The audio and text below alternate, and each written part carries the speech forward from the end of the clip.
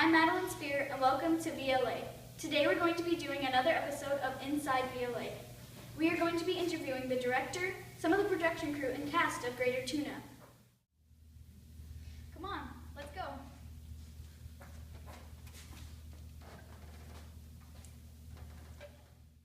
So, what do you want the audience to take from this version of Greater Tuna? Well, first, let me say thanks for having me on Inside VLA, Maddie. It's a pleasure to be here.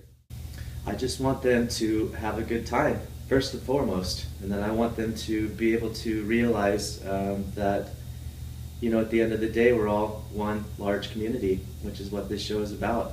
And whether we be in Tuna or Killeen or Salt Lake City or planet Earth, we're all just members of one community together. We're all connected in that way, and that's what Greater Tuna is all about. Speaking of community, coming from Utah, what's your impression so far of the IVLA Arts Theater here in Killeen? One thing that really strikes me is the facility is amazing. I can't believe how incredible this theater is as a physical building. But really, the cast that we've ended up with, this is a cast that could have been cast in any place in the country. The talent here has blown me away, and I'm really impressed with what I've been seeing, and they're all just doing amazing work. And they could have been cast in this show any place, and so I'm pleased. I'm pleased that, you know, the caliber is such a high bar. That's such a high bar. So, what led you to go with a non-traditional cast? You know, I didn't necessarily come out here expecting to cast non-traditionally, but I wanted the strongest cast I could get my hands on. And it just so happened that one of those pairings happened to include a woman. And so I went with that, and Haley and Jonathan work really well together. They're going to be a really strong cast. And I think that I work on a board of a theater company back in Salt Lake that deals with female voices in theater. And so I work a lot with females in theater and feminine topics in theater, and I was really happy to be able to cast women in this show. It's going to work out really well. Thank you. You're welcome. So, what are some of the biggest hurdles to organize the backstage for this crew? Definitely costumes. Since there aren't any set changes or props to deal with this show, it's mainly the costumes and organizing who's going to go where and who needs to be where, and that's really the biggest one. Thank you. How will the quick changes affect your costume design? The quick changes affect it quite a bit. We have to make sure we have heavy-duty zippers. We use a lot of Velcro, things like that, and the fit has to be just right, because otherwise we'll be ripping costumes, which wouldn't be good. When designing costumes, what are some of the things you consider? I consider period.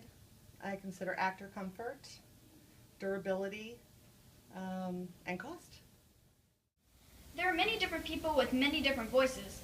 What is your process for coming up with their vocal patterns? Wow. Well, you look at the script and you read the different characters and you kind of try to imagine what they're like, any kind of bits of detail you can get on their description, how people talk to them as well, give you some insight to perhaps their attitude or how they relate to them. And then you take that to kind of build a context of the character, and then you use that to start making a vocal pattern. And you identify, is it a comedic character, is it a serious character, what the real value in the character is as far as it pertains to the story. And then that's what you try to capture in the voice. And sometimes you have to change it, and sometimes it works, and sometimes it doesn't. So you have to figure out which one is really the best voice to use. And it's trial and error. Which character do you enjoy playing as the most? Well, there's two really funny ladies in my list of characters that I have to play, both Pearl and Bertha.